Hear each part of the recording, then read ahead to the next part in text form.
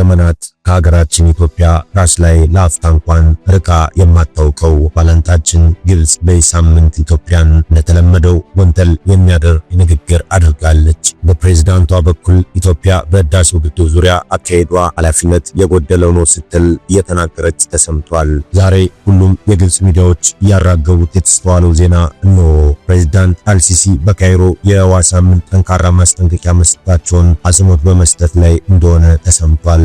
ካይሮ ወተር ዊክ 25 ላይ ንግግር ያደረጉት የግብጽ ፕሬዝዳንት አብዱል ፈታህ አልሲሲ በታላቁ የህዳሴ ግድብ ገርድ ዙሪያ ለኢትዮጵያ ግብጽ መልእክት አስተላልፈዋል።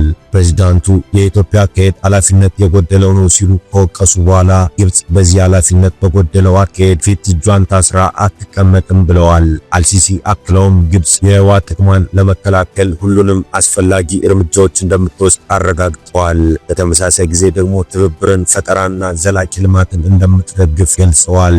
ይህ የተጣረሰ አካሄድ አቋም ምን ላይ እንዳለ ለመገመት አዳጋች አድርጎት ቆይቷል። በሳምንት የተካሄደው ስብሰባ በህዳሴው ጉዳይ ያለውን ውጥረት አጉልቶ አሳይቷል። ይህ የካይሮ የህዋ ሳምንት መድረክ በህዳሴ ግድቡ ጉዳይ ላይ ያለውን ውጥረት አጉልቶ አሳይቷል። ኢትዮጵያ በተለያዩ ጊዜያት የሚነሱትን ጫናዎች በመቋቋም ታላቁ የህዳሴ ግድቧን ባለፈው ጳጉሜ እንዳስመረቀች ይታወቃል። ትራምፕ ወደ ግብጽ፣ እስራኤል በሐማስ ላይ እየወሰደች የሚገኘው ወታደራዊ እርምጃ 3 ዓመታትን ሊደፍን የቀናት ዕድሜ ብቻ ቀርተውት ነበር። ከ60 ሺህ በላይ ፍልስጤማውያን ህይወት ቀጥፏል። ከ100 ሺህ በላዩን ያቆሰለውና 2 ሚሊዮን የሚልቁትን ደግሞ ያፈናቀለው ጦርነት መንስኤ መቀመጫውን ጋዛ ውስጥ ያደረገው የሐማስ ታጣቂ ቡድን እስራኤል ውስጥ ዘልቆ በመግባት ለበዓል በተሰበሰቡት እስራኤላውያን ላይ ጥቃት መፈጸሙና ማገቱ ነበር። የተከትሎ ታዲያ እስራኤል ሳትውል ሳታድር ነበር የአጸፋ ምላሽ መስጠት የጀመረችው። በእንደዚህ ሁኔታ የተጀመረው ጦርነት ከ20 በላይ የዓለም መሪዎች በግብጽ ተገናኝተው በጋዛ ተኩስ አቁም ዙሪያ መምከራቸው ተሰምቷል። በግብጽ ሻረም አልሸሪክ የሚገኘውን ጉባኤ ፕሬዝዳንት ዶናልድ ትራምፕና የግብፁ አብዱል ፈታህ አልሲሲ ይመሩታል። በሪፐብሊካኑ ዶናልድ ትራምፕ የጋዛ ጦርነት ይብቃ 20 ነጥቦች ላይ ውይይት የሚደረግ ሲሆን ዘላቂ ሰላምን በእስራኤልና ፍልስጤም መካከል ሊያመጣ ይችላል የሚል ተስፋ ተጥሎበታል። ጉባኤ የዓለምንና መካከለኛውን ምስራቅን ፖለቲካ ቅርጽ ይለውጣልም እየተባለ ይገኛል። በቀጠናው ሰላምና መረጋጋትን ለማስፈን ፈርቀዳጅ ይሆናል። መሪዎችም ሚናቸው ከፖለቲካ ባሻገር ሆኖ ለታሪክ ይመዘገብላቸዋል በሚል መገናኛ ብዙሃን አስነብበዋል። በዚህ ጉባኤ ላይ የብሪታንያው ጠቅላይ ሚኒስትር ኬር ስታርመር፣ የጣሊያኗና የስፔን ጠቅላይ ሚኒስትር ጆርጂያ ሜሎኒና ፔድሮ ሳንቼዝም ይገኛሉ። የመንግስታቱ ድርጅት ዋና ጸሐፊ አንቶኒዮ ጉተሬዝም እንዲሁ የፈረንሳይ ፕሬዝዳንት ኢማኑኤል ማክሮንም በሻራም አልሼክ የሚገኙ ይሆናል ተብሏል። ፕሬዝዳንት ዶናልድ ትራምፕ መካከለኛው ምስራቅ ላይ ሰላም በማውረድ ስማቸው ለዘላለም ከሚነሱ መሪዎች ተርታ የሚሰለፍ ሚና በመጫወት ላይ ናቸው የሚል መረጃም እየተጋራ ይገኛል። የአሜሪካው ፕሬዝዳንት ዶናልድ ትራምፕ በእስራኤል ምክር ቤት ባደረጉት ንግግር ለመካከለኛው ምስራቅ ታሪካዊ ቀን ነው ብለዋል። ሐማስ በሕይወት ያሉ 20 ታጋቾችን መልቀቁን ተከትሎ ትራምፕ በምክር ቤት ንግግር ሲያሰሙ የህዝብ ተወካዮች ቆመው አጨብጭበውላቸዋል። እስራኤል 1968 ፍልስጤማውያን እስረኞችን ለቃለች። ትራምፕ ንግግር ሲያደርጉ አንድ እስራኤላዊ ተቃዋሚ የምክር ቤት አባል ለፍልስጤም አገርነት እውቅና ይሰጥ የሚል ጽሑፍ በማሳየታቸው የፕሬዝዳንቱ ንግግር ለተወሰኑ ደቂቃ ተቋርጧል።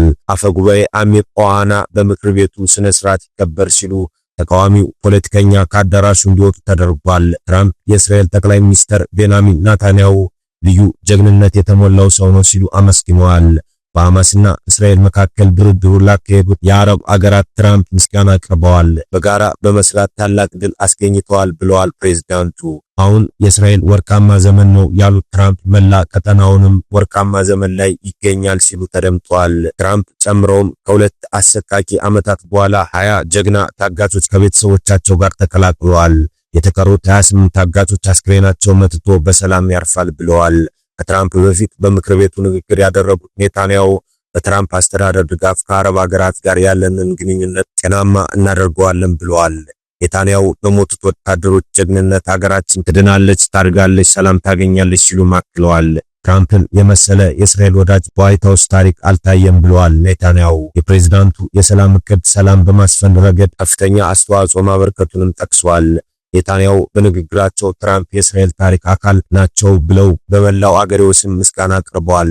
ፕሬዚዳንት ትራምፕ ሐማስና እስራኤል የሰላም እቅድ ላይ መስማማታቸው አሜሪካ ከ3 ወራት በፊት በኢራን ኒውክሌር ማብላያ ላይ ካደረሰችው ጥቃት ጋር አስተሳስረዋል።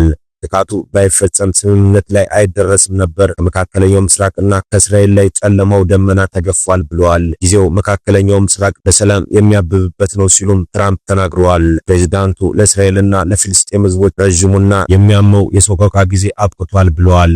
ዛሬ የፍልስጤም ፕሬዝዳንት መሐመድ አባስ የሚሳተፉበት ዓለም አቀፍ ውይይት በግብጽ ይካሄዳል። ስብሰባው የጋዛን ጦርነት ለማስቆም የተደረሰው ስምምነት ከፍጻሜ ለማድረስ ያለመ ነው ተብሏል። በግብጽ ሻራም አልሼክ ከትራምፕ ጋር በመሆን ጉባኤውን የሚመሩት የግብጽ ፕሬዝዳንት አብዱልፈታህ አልሲሲ ናቸው። በስብሰባው ላይ የዩናይትድ ኪንግደም ጠቅላይ ሚኒስትር ሰር ኪር ስታርመር ጨምሮ ከ20 ሀገራት በላይ መሪዎች ይገኛሉ ተብሎ ይጠበቃል ሲል ቢቢሲ አልጀዚራን ዋቢ በማድረግ ዘግበዋል።